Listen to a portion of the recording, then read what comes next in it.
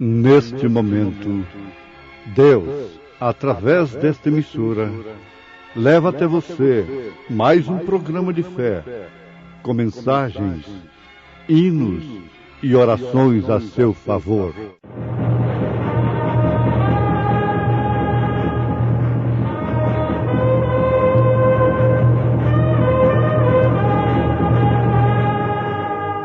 Fé para vencer.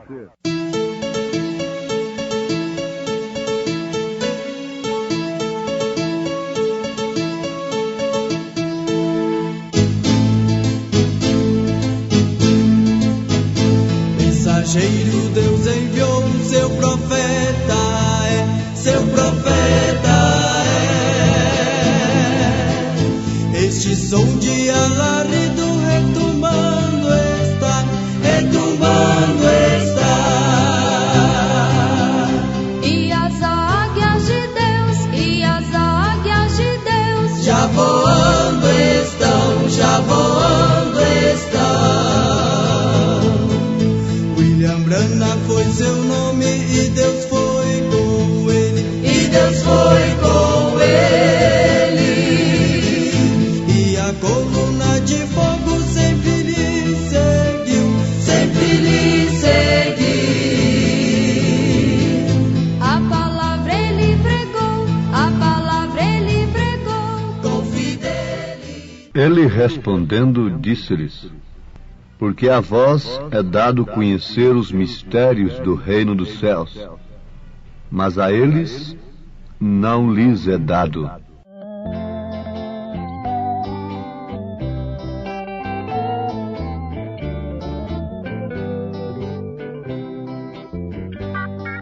Jesus, a vida é um mistério, e tudo que eu quero ainda hei de ter.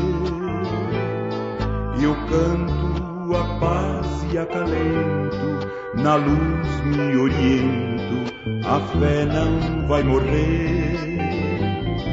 Bem sei que é longa jornada, e a cruz pesada fere os ombros meus. O céu é tudo que eu quero, paz que mais anelo, morar no céu com Deus. Jesus, a tua luz divina aquece e ilumina, que doce comunhão.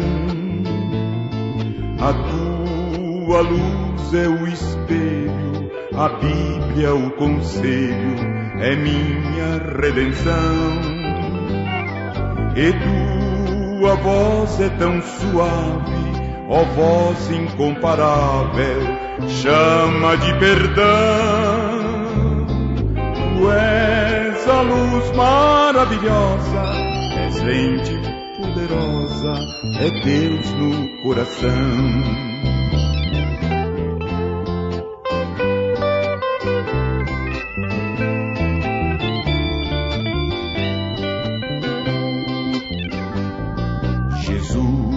Tu és quem me ensina, também quem me ilumina, é a luz que o Pai me deu. Jesus, por teu poder divino, aceites este hino, que eu canto, mas é teu. Jesus, eu peço de joelho, atende o meu apelo, vem me ajudar. Teu nome direi mais uma vez, Jesus, tu és meu rei, contigo hei de reinar. Teu nome direi mais uma vez, Jesus, tu és meu rei, contigo hei de reinar.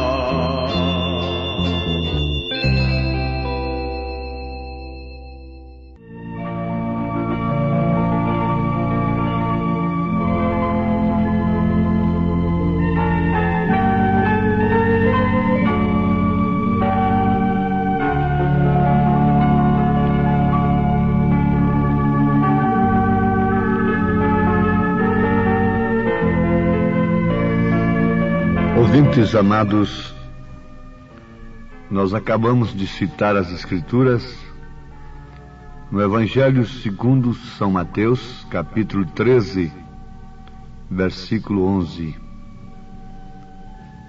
Isto está escrito na parábola do semeador. Ele respondendo disse-lhes: porque a vós é dado conhecer os mistérios do reino dos céus, mas a eles não lhes é dado. Nós rogamos a Deus que nos ajude durante mais esta programação, e que ela possa ter o endereço certo, isto é, encontrar o coração que está precisando dela. Quando falamos coração, quer dizer a vida, o ser, a pessoa de corpo e alma e espírito, dando lugar à palavra de Deus, que por sua vez deve ser vivificada pelo Espírito Santo. Então, nós pedimos isto a Deus em nome de Jesus Cristo. Desejamos a saúde de todos que estão nos ouvindo. Se estão viajando, que sejam guardados em suas viagens. Se estão trabalhando, que sejam guardados, dirigidos, abençoados em seus trabalhos. Se estão enfermos, que sejam curados. Se estão aflitos, que sejam consolados. É a nossa oração, em primeiro lugar, ao nosso Deus, em nome de Jesus Cristo. Amém. Através da parábola, Jesus deixou muita coisa que somente quem tivesse a revelação do Apocalipse poderia entender aquelas coisas. As parábolas, na verdade, são fontes de mensagens. E o pregador pode pregar muitas mensagens baseadas em uma só parábola, mas cada parábola tem o seu sentido específico, definido. Tem a própria interpretação de Deus. Pode existir muitas aplicações. Pegando as coisas conhecidas para falar sobre as desconhecidas, Jesus usou falar por parábolas. Conforme já dissemos, somente a revelação do Apocalipse poderia fazer com que nós obtivéssemos o real sentido de todas as parábolas de nosso Senhor Jesus Cristo, tomando as coisas conhecidas para falar sobre as desconhecidas. Aqui está o grande tropeço para aqueles que têm baseado a sua fé em filosofia, na pregação científica moderna. Ela foge completamente dos princípios bíblicos, pois em toda a Bíblia nós encontramos Deus tomando o natural para explicar o espiritual. Em qualquer tempo que o Evangelho fosse pregado e ouvido por pessoas que estão com as suas mentes polidas e que estão ansiosas por coisas profundas, mas no sentido intelectual, ele seria refutado por tais pessoas e até criticado. Criticado e até refutado, resistido, porque em todos os tempos Deus falou através de coisas naturais, para explicar as espirituais. Leiam a Bíblia Sagrada, no Velho Testamento, e veja qual foi a linguagem que um profeta de Deus usou. Leia a Bíblia, pensando nesse sentido, olhando por esse prisma, e veja quais foram os símbolos que os profetas usaram. Deus podia salvar perfeitamente a Noé de uma outra maneira diferente. Mas ali estava uma arca. Agora você entende o que eu quero dizer? O que significa a arca para nós? O que simboliza a arca para nós? Salvar-se-ia o homem hoje dentro de uma arca? Estamos entendendo? Que tal Moisés vindo aqui com uma serpente de metal levantada? Mas o que simboliza a serpente de metal? Que tal a vara de Moisés hoje na mão de um malambarista de cura divina hoje, hein? Poderia fazer até muita coisa, não é? Sugestionar muito o povo. Mas o que significa aquilo? Qual é o símbolo daquilo? Deus sempre usou assim. Não foi diferente. O natural explica o espiritual. É por isso que você não pode ver o estado da igreja sem olhar para o estado das mulheres. O estado das mulheres mostra o estado da igreja. Deus disse que a igreja está nua diante de Deus. Está despida. É uma linguagem bíblica, não é minha. Deus quem diz. Em Apocalipse capítulo 3, versículo 17. Então, pelo estado da mulher, você conhece o estado da igreja, da falsa vinha, da falsa igreja. Sim, meus amados, a linguagem dos profetas foi sempre através de símbolos. A linguagem de João Batista foi uma linguagem tão rústica, tão bruta, tão grosseira, que se ele fosse falar no rádio, quanta gente desligaria o seu receptor e mudaria logo de estação. E diria: eu não suporto a voz deste homem. O homem implicante. O homem não sabe falar outra coisa senão implicar com a vida dos outros. Na hora que ele foi chamado num conselho de ministros, inclusive com a presença do grande Herodes, e que ele tinha tudo para alcançar uma boa média, e quem sabe até ser considerado como um dos ministros da era, por ser filho de sacerdote, o que fez o João? Foi implicar com a vida conjugal de Herodes. Foi mexer com Herodes ao invés de pregar uma mensagem, ao invés de entregar um sermão para agradar o rei. Foi mexer com a vida do rei. Que homem implicante! Elias, como Elias perdeu a oportunidade, hein? Micaías, vem com aquela linguagem esquisita, sem ética, falando em machado na raiz das árvores. Mas o que ele podia ver era isso lá no deserto. Porque quando Jerusalém estava cheia de teólogos, diz a Bíblia que a palavra do Senhor veio a João Batista no deserto. A palavra do Senhor nunca veio a um homem cercado por credos e dogmas.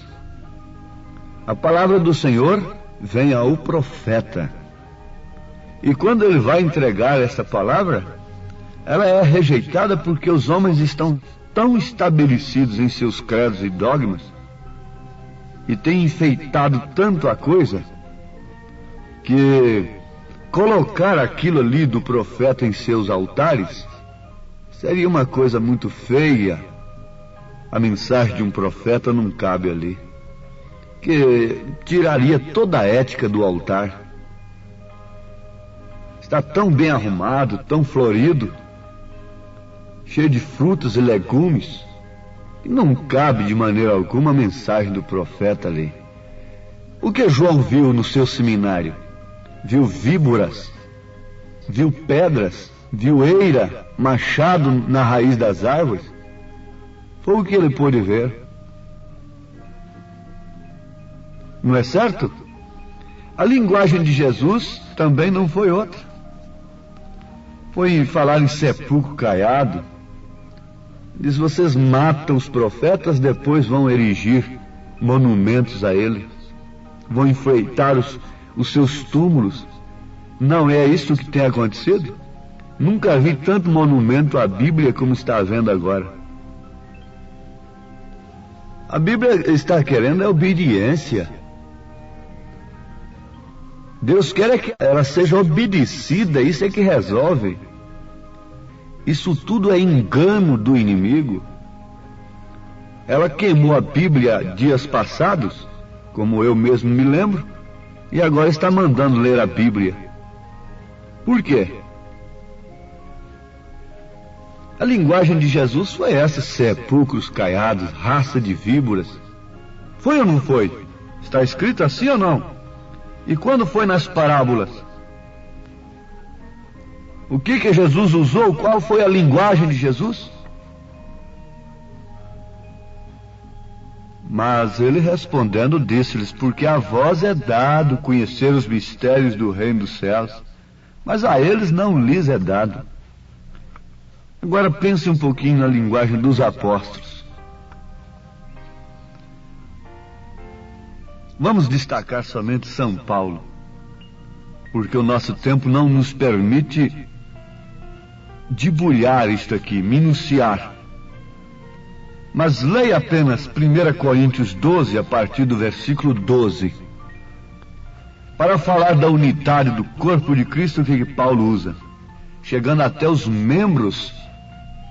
Ele fala até dos membros que são desonrosos no corpo e por isso lhes damos mais honra.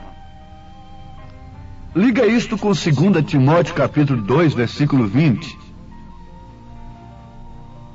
E quando chegamos ao final da coisa, vamos constatar que a mulher é o tipo da igreja. A mulher representa a igreja. Desde que a igreja é a esposa, João disse: a esposa amada. Veja só, que linguagem. Quem pode entender isto? A esposa amada, a esposa eleita, a eleita do Senhor. É falando da igreja. A mulher, lá no Apocalipse, sendo perseguida pelo dragão, como tem cumprimento. Muitas escrituras têm 2 cumprimentos. O que acabamos de ler se cumpriu através dos judeus e se cumpre agora com os gentios. A vós vos é dado conhecer os mistérios. Na era de Lutero, a um grupo foi dado conhecer a mensagem de Lutero. De Wesley a mesma coisa, e agora também o mesmo. A vós vos é dado. Lá está Maria fugindo com o menino para o Egito, e o poder político atrás dela, incentivado pelo poder religioso. A igreja casada com o Estado, perseguindo a igreja, a mulher eleita, fugindo com o filho. E o que vai acontecer na grande tribulação? Com as 5 virgens nécias, esse dragão vai fazer isto. Isto vai se repetir. Tem agora outro cumprimento. A mesma coisa. Um padre entregou a Bíblia para o irmão Branham ler na plataforma, justamente na revelação do ministério do Filho do Homem. Um sacerdote entregou a Bíblia para Jesus ler. E foi justamente aí. Hoje tem se cumprido estas escrituras. Mas eles puderam ver o Messias? O profeta já havia dito, ele virá forte. Então eles esperavam forte. Mas eles não viram que ele viria montado num jumentinho. Um asno, quer dizer, um filho de jumento, um jumentinho novo. O asno. Eles não viram isto, que uma virgem conceberia, a linguagem do profeta. E uma virgem conceberá e dará à luz um filho. E um menino nos nasceu. E o seu nome é maravilhoso, é príncipe da paz, ele é pai da eternidade. Veja, é filho, é pai. A Bíblia diz que ele é filho e pai. Quando eu prego isso, muita gente assusta. Mas a Bíblia que diz: um filho se nos deu, é filho, mas ele é pai da eternidade. Ele é maravilhoso. Oh, Jesus é filho de Deus? Sim, é filho de Deus. Mas ele é Emanuel, ele é Deus conosco. É por isso que ele disse: eu e o Pai somos um. Eu, carne, o Pai, espírito, somos um. O espírito que está em mim é o Pai quem faz as obras. Não sou uma segunda pessoa. Eu sou o Alfa e o Ômega, o primeiro e o último. Dizem por aí que eu sou segundo, mas eu nunca disse que eu sou segundo. Jesus vai repreender esse povo no dia de juízo. Que dia que eu falei para vocês que eu sou segundo? Eu não sou mentiroso. Em mim não houve sim, não. Eu disse que sou o Alfa e o Ômega. A primeira letra e a última letra do alfabeto grego, não? O Alfa e o Ômega. Quer dizer, o primeiro e o último. Agora você vem e diz que ele é segundo. Quem é mentiroso? Paulo disse: seja todo homem mentiroso e Deus o único verdadeiro. Mas vamos concluir. Então a mulher é o tipo da igreja. Sim, perfeitamente. Como Eva foi recebida por Adão, já violada por Satanás pela serpente, com a semente da serpente dentro de si, que é Caim, José foi aconselhado por Deus não temer receber a sua mulher, porque o que estava dentro dela era a semente de Deus. Veja, uma já tinha semente, já era conhecida pela serpente. Caim nunca foi tido como filho de Deus, como filho de Adão, mas sim como do maligno. Quando Adão recebeu a Eva, já havia dentro dela a semente da serpente. Quando José recebeu a Maria, já havia dentro dela a semente de Deus, que esmagaria a cabeça da serpente. Então você encontra duas mulheres, duas igrejas, uma falsa e uma verdadeira, uma portando a semente do diabo e outra portando a semente de Cristo. Agora cabe a você saber qual delas. Por revelação divina, porque a vós vos é dado conhecer os mistérios do reino de Deus. Pai, te pedimos mais uma vez e rogamos com a nossa alma ajudar a cada um compreender isto e por revelação divina saber a que hora estamos vivendo, para que a fé perfeita tome conta do nosso coração, como a mensagem do anjo tomou conta da igreja Maria. Maria se encheu de Cristo, assim também nós temos de nos encher de Cristo, em nome de Jesus Cristo. Amém, Senhor. Amém.